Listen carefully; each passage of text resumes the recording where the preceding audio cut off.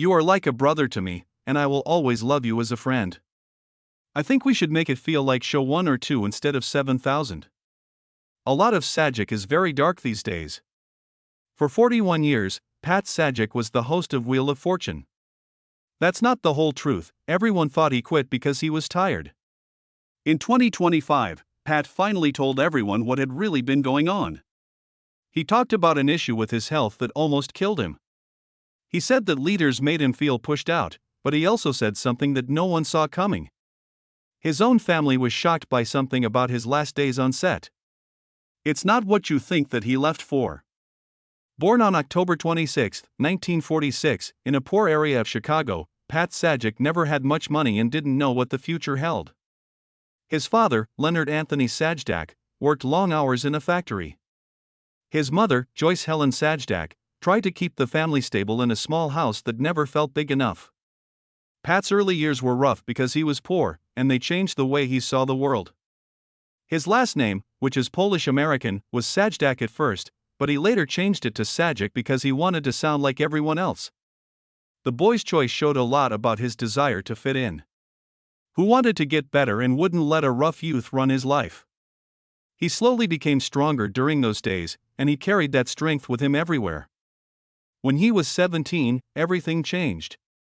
One of the biggest radio stations in Chicago, WLS, showed a live contest for teen DJs. Dick B&D was in charge, and Pat came in with hope and a steady voice. He won in some way. That was the first time he was in front of a real microphone, putting on records every Saturday while people in the city heard. The room was small and the lights were simple, but Pat felt like something was going to happen. He talked and played songs on the radio, and he felt the thrill that only radio and TV can give. He never looked back after that first taste of radio.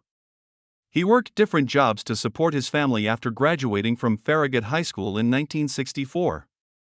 Patrick Leonard Sajak was his given name at birth. In high school, he changed it because he didn't like how people mispronounced it. The switch looked small, but it meant a lot. This proved how much he wished to move on. Those years were full of work, school, and a steady push for something better. He didn't know any easy ways out, but he was driven, and that drive kept growing. To follow his interest in radio, he went to Columbia College Chicago in 1964. He had to get money. He worked as a desk clerk at the Palmer House Hilton until midnight. He worked at that desk all night, getting tips and saving every penny he could. He worked on his newsreads in his dorm room, where he would often whisper lines until the sun came up. Though that beat was tough, he learned how to time, tone, and be disciplined. That night, he learned how to stay awake when he was tired and how to speak clearly when he was sleepy.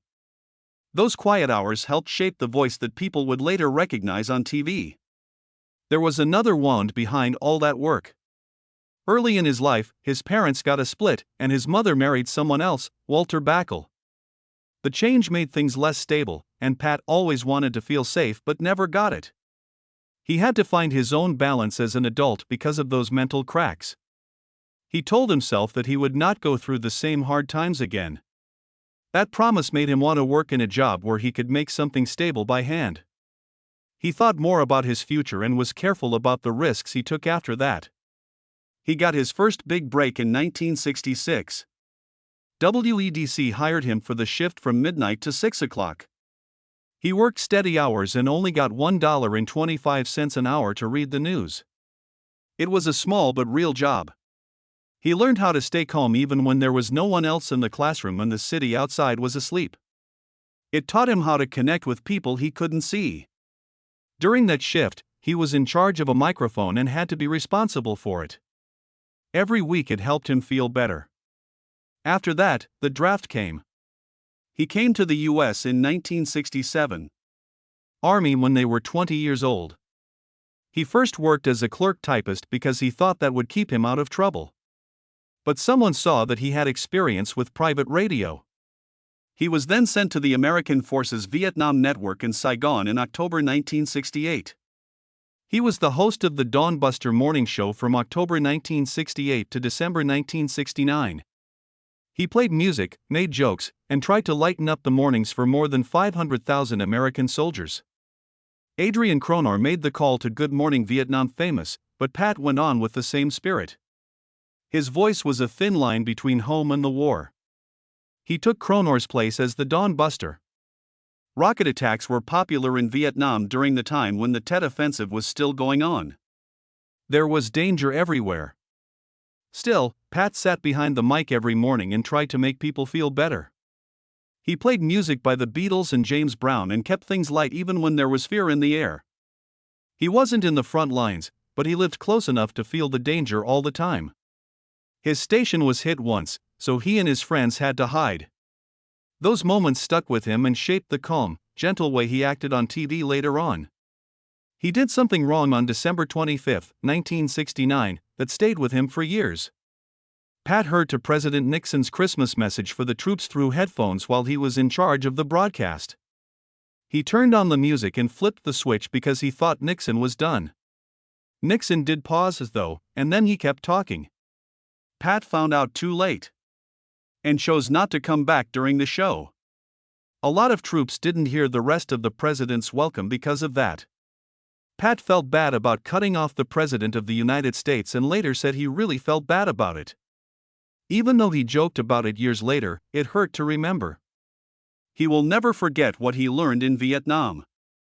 He saw troops who were hurt and heard stories from men who had just come back from the battlefield. The fear never quite left him. He thought about those days for a long time after he got home. They made him hate situations with a lot of stress and helped him make faster, kinder TV later in life. At the same time, Vietnam made him smarter. Soldiers liked him because he could make them laugh and his voice made them miss home. People called him the voice of home, and he was quietly proud of that name. When he got out of the army in 1969, he had a clear head and an honorable release. He wanted to keep working in radio and TV. Even so, the stress he felt in Vietnam stayed with him for years. When things got too crazy around him, he felt stressed again. The sounds made him think of how war changes people, even if they never fire a shot. After the army, his first job was at WNBS Radio in Murray, Kentucky, in 1970. He made $200 a week as a top 40 DJ. The pay was low, and life was easy. He lived in an apartment with other reporters and got cheap food and rides from friends from time to time. The station was small and close to home, but Pat trained there. He worked on his voice, got a better sense of what people wanted, and learned how to stay calm even when he had a lot of work to do. Every week he learned something new. He went to WSM in Nashville not long after that. WSM had a strong 50,000-watt signal that could be heard all over the eastern United States. From 2:30 to 5 o'clock, Pat was the afternoon show. That change put him in touch with up-and-coming country stars, some of whose names would go on to become legends. He talked to artists and watched their fans to learn how to keep people's attention even on slow afternoons. He learned more about the world and how big markets work at that job. 1974, he began to work in TV. He was hired by WSM-TV to do voiceovers in short news segments for NBC's Today Show. Even though he was only on screen for a short time every day, that time taught him how to be brave in front of the camera. Executives noticed how cool and clear he was when he spoke. In 1975, he went to the weekend weather desk, where people loved him for being funny. He made jokes and gave predictions, and soon everyone knew who he was. That mix of cleverness and kindness would come to define everything he did. He worked with Dan Miller on a short late-night talk show in 1976. The show didn't have much money, but Pat could test his timing, jokes, and ability to handle being on stage live. The two got along well, and Pat learned how to easily hold a chat. That experience helped him become the guy everyone knows right away. He was ready for something bigger by 1977. Then he moved to Los Angeles and got a job at KNBC-TV. There were more chances, the city was bigger, and the risks were higher.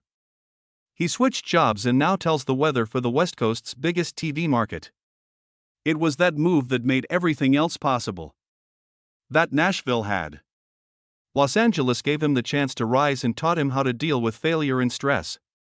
The story of Pat Sajak in Los Angeles began in 1977. His first job at KNBC was as a full-time weatherman, where he made $50,000 a year. That was a good start for a local newscaster. He kept things easy at first, but he soon found his voice. His weather predictions were full of jokes, like daytime highs and nighttime lows. People loved it. The jokes brought life and warmth to a normal part of the show. His style even gave Kenny Rogers' 1977 hit song Daytime Friends its name. A lot more people watched. The producers saw this. Over time, that weather desk turned into a door hole. He went through it with quiet ease. He was ready for more by 1980. He tried out for 2 pilots of game shows that year. Try Your Luck and Mental Games. Both projects failed before they even aired, but the people who worked on them liked him. During those trial tapings, he kept the contestants calm, made them smile, and had a natural rhythm that was hard to teach. His name started to get passed around between directors, even though the shows didn't do well. Hollywood moves slowly sometimes, but times like these start to build pressure, and soon that pressure turns into a chance. Still, not everything went his way. He had already been turned down for a show pilot in 1978, it never made it past the first stage. Getting turned down early hurt, so he had to do any work he could find. Little recording jobs and voiceovers for ads helped him save money over time. His side jobs helped him get to the point where he was worth $100,000 by 1981. That money wasn't just cash. It helped him stay steady. When everyone else seemed to be going after the same dream, it kept him going. He learned how to wait, how to keep going, and how to change things without giving up. Then it happened, the moment that could have ended right then. In 1981, he met Merv Griffin through people he knew at KNBC. Griff thought he would be a good fit for Wheel of Fortune after Chuck Woolery quit, but Fred Silverman from NBC told him no. That Sajak was too close to home. It was possible for that to end everything, but Griffin stood his ground. He wouldn't start taping until the network said it was okay. NBC only hired Sajak after firing Silverman. That was the first time someone really fought for him, and it changed his whole future. It can take someone else believing in you more than you believe in yourself to really turn things around. He finally showed up on Wheel of Fortune for the first time on December 28, 1981. He was scared. If you watch those early shows, you can see it. The crowd didn't get into it right away, and his voice was a little shaky. It even lost watchers because they were still interested in Woolery. But Sajak kept getting used to the part. Calmed down. He laughed more. As the weeks went by, he got used to the show, and fans slowly started to follow. The room soon felt lighter. He had earned enough trust by that summer to keep the show going. He learned something from that slow climb. A rough beginning does not mean a bad end. When he took over the nighttime national show in 1983, things really changed. At that time, the show was only seen in 40% of the country, which seemed like a small share. Things changed when he teamed up with Vanna, though. It was in 70% of the country by January 1984. In just 1 year, 10 million people watched it every day. By 1986, it had the most viewers of any broadcast show in the United States. It was soft and funny, and it drew in people who just needed something to make them feel better after a long day. They became a part of American evenings without even trying. Wheel went from having a hard time to being unbeatable. There was a lot to do during those busy years. He was the host of both the afternoon NBC show and the nighttime syndicated show from 1983 to 1989. In Culver City, he often recorded up to 5 shows a day. He recorded more than 20 shows some weeks. That job paid him a big $250,000 a year, which was a lot for a game show host in that era. He and Vanna worked hard on every track with the same high energy. Because they did it every time, Will became a societal norm.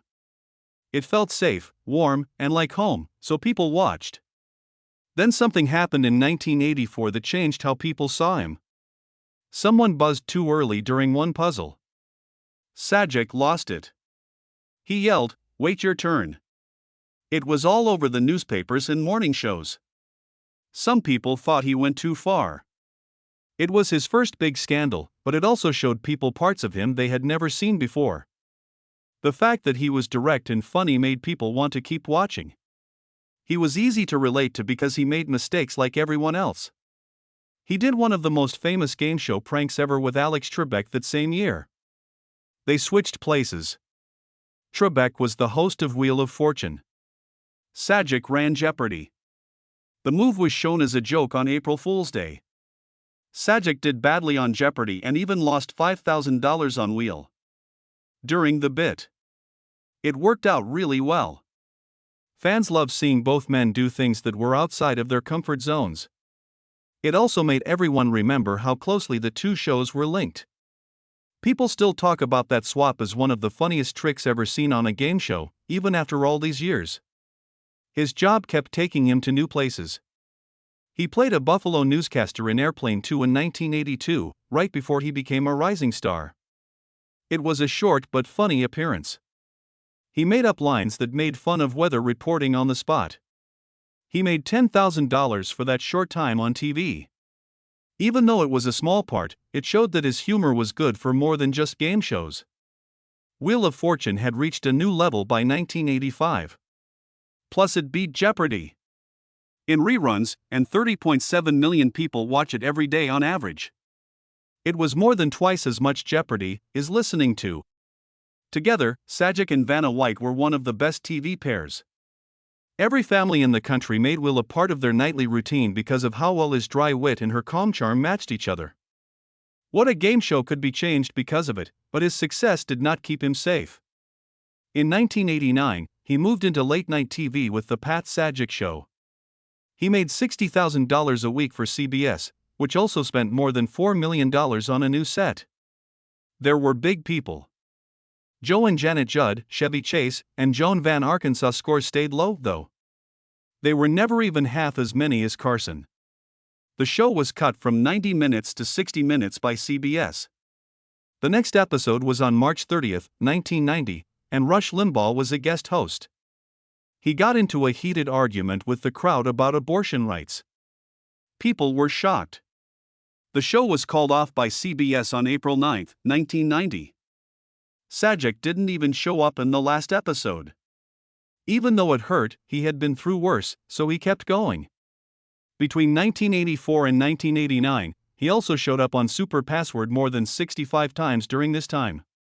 He figured out clues, laughed with other players, and in one episode, he won $25,000 in the cashword bonus round. They worked together in an episode in September 1985, and he showed a competitive side that no one saw coming. People saw him as more than just a host because of how well he played games and timed his moves. He even shocked fans again when he made an appearance on The Commish in November 1992. In an episode called The Two Faces of Ed, he played analyst Brian Brandon. During a long story arc, his character helped solve a murder case. People liked it because he was funny and serious at the same time, and he let parts of his Wheel image show. It was an odd mix, but it worked, and people still talk about it. Then there was another April Fool's joke in 1997. This time, Sajak was a player on Wheel of Fortune, which was hosted by Alex Trebek. Sajak won $50,000 and gave it all to good causes. This time, Sajak was a player on Wheel of Fortune, which was hosted by Alex Trebek. Sajak won $50,000 and gave it all to good causes.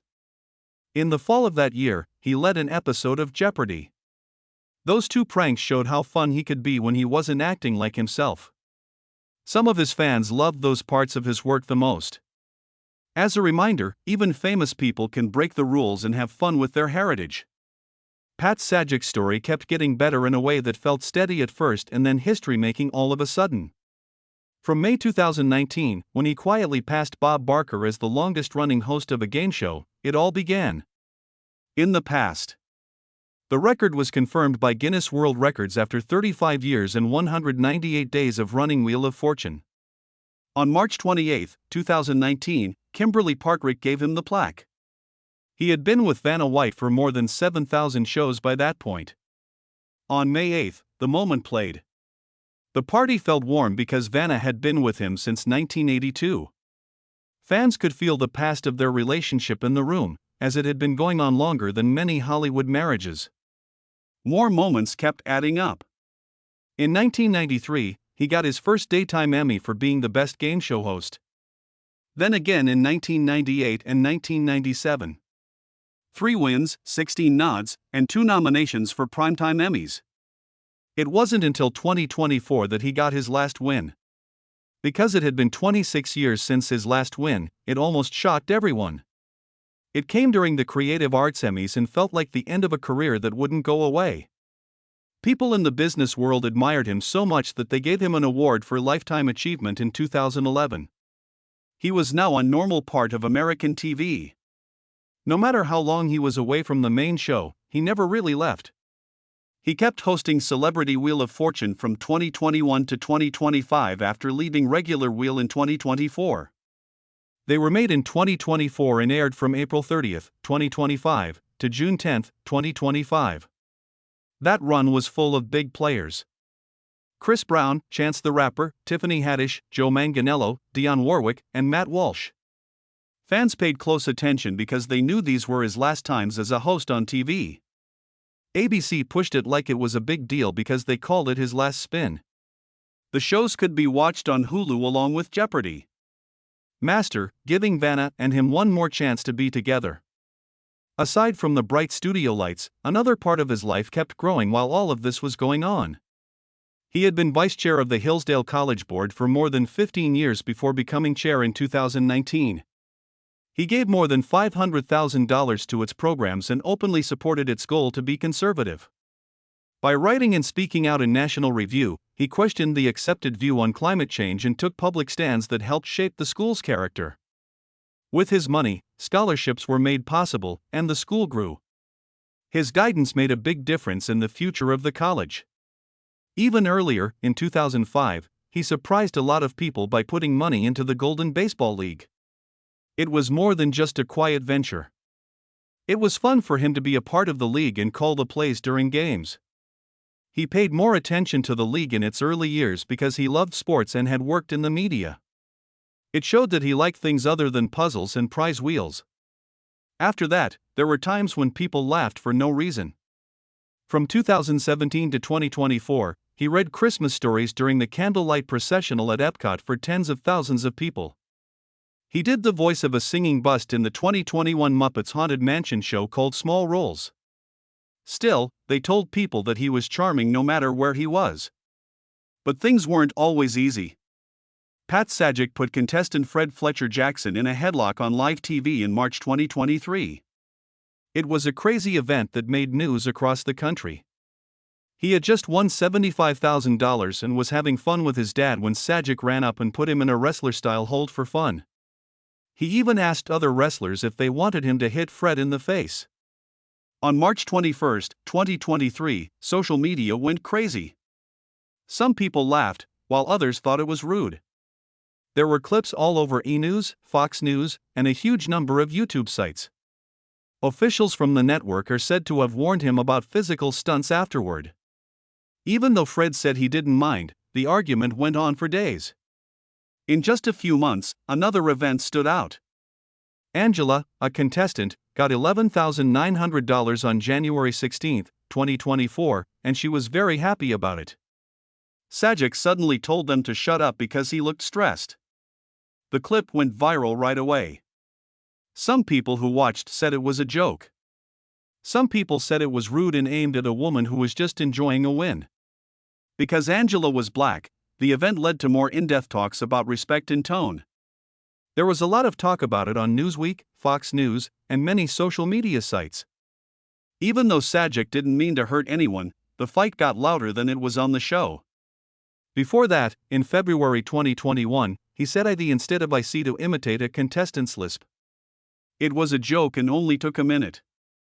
People in the studio laughed. The internet did not.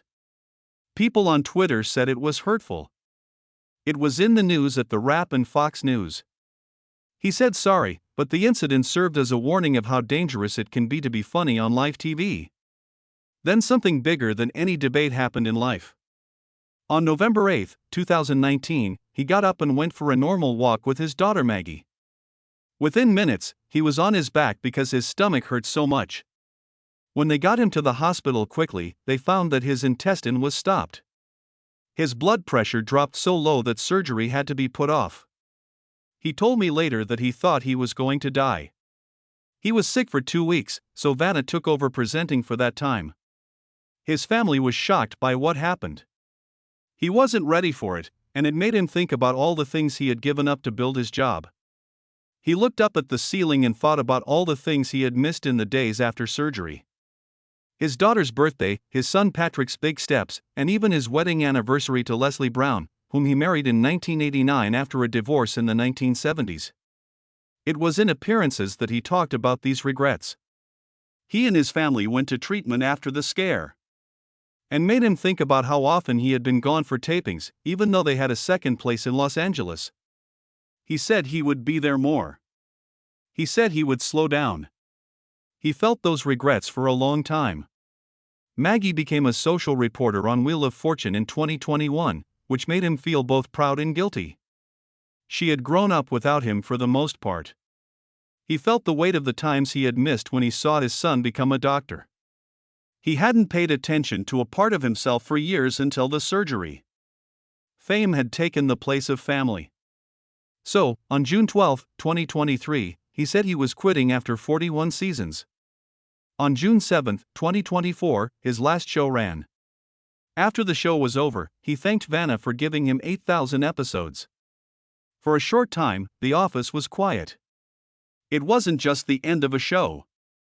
He had been dead for decades. It was clear on his face when he talked about how the surgery that almost killed him had changed everything. He said he'd rather quit early than have another medical emergency on stage and pass out. Even though he was worth $52 million, he said that no amount of money could make him risk his health again. He stayed in touch as an advisor until 2026, even after he took a step back. Held on as host of Celebrity Wheel until June 2025. But in 2025, he told the truth, which shocked everyone. He said he was angry that he was kicked out because of his age. Not many famous people say things like that. Fans paid close attention. It showed a weak side that isn't often seen. He talked about the beginning of his time in Vietnam and even brought up a bad radio show for President Nixon in 1969. He talked about mistakes he made on radio and times of stress that had built up over decades. People should leave before it's too late, he said.